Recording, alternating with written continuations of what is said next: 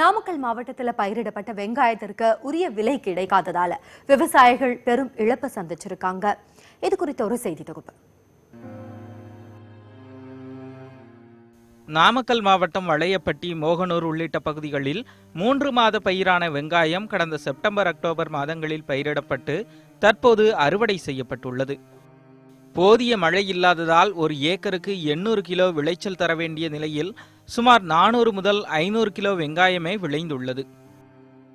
ஒரு ஏக்கருக்கு 45,000 ரூபாய் வரை செலவிட்டு இந்த செலவு தொகை கூட கிடைக்கவில்லை என்று விவசாயிகள் வேதனை தெரிவிக்கின்றனர். ஒரு ஏக்கர் விவசாயம் பண்ணுறதுக்கு, வெங்காயம் பண்ணுறதுக்கு 45,550 ரூபா என்கிட்ட செலவாயிருக்கு.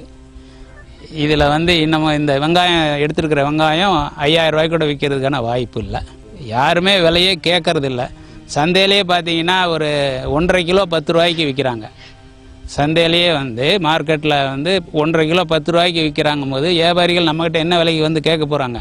அதனால் இந்த வெங்காயம் அப்படியே தான் கிடக்கு.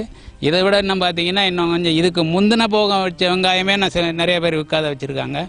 கிலோ ஒன்றுக்கு 3 ரூபாய் கூட விலை கொடுத்து கொள்முதல் செய்ய ஆள் இல்லாததால் அறுவடை செய்த வெங்காயத்தை விவசாயிகள் பட்டறை போட்டு பாதுகாக்க வேண்டிய சூழ்நிலைக்கு தள்ளப்பட்டுள்ளனர்.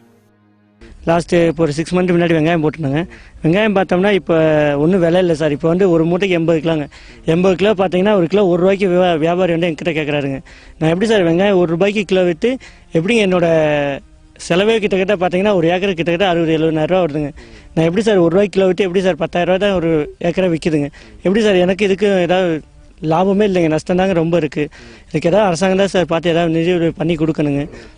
நகரத்தை ஸ்மார்ட் சிட்டியாக்க முனையும் மத்திய அரசு கிராமங்களையும் ஸ்மார்ட் கிராமங்களாக தரம் உயர்த்த முன்வர வேண்டும் என்று கூறும் விவசாயிகள் உணவளிக்கும் விவசாயிகளின் துயர் துடைக்க நடவடிக்கை எடுக்க வேண்டும் என்று கோரிக்கை வைக்கின்றனர்.